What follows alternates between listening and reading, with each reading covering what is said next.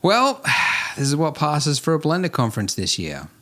You sitting at home, probably in your underwear, watching a pre-recorded message of me through a screen, whom you already watched through the screen, right?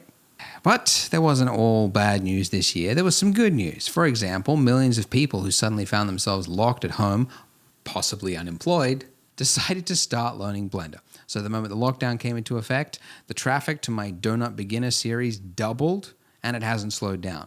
In fact, thanks to COVID, we have 1.1 million more Blender users today than we would have had without it. Heck, even prisoners are learning Blender, and I should know because I went and spoke at one. There's one, actually the closest one to me, believe it or not, that is teaching Blender as an important skill to enter the creative industry, and I wanted to see what the inside of a maximum security prison looked like, without stabbing someone, obviously, and it was kind of inspiring. What they lacked in hardware and internet connection, they made up for with time. Because you'll never guess, but inmates have a lot of spare time. And they're using it to make rap videos, cars, towns, nature. Come to think of it, some things that some of them might never get to see again, which I guess is kind of sad, but also kind of cool that they can make it and then explore it in VR.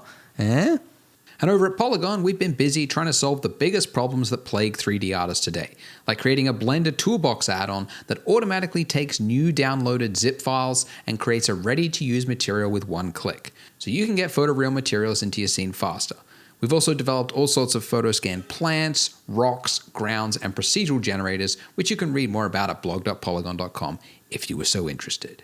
And while I'm looking forward to international borders reopening so that I can fly to Amsterdam next year for business, I'm enjoying time with the kids in the meantime. In February, we had a healthy little boy, which really confused my 2-year-old, but so far they've been getting along great. So when I'm not recording videos or podcasts, I'm acting like a dork to make them laugh. So from my family to yours, here's to a better 2021.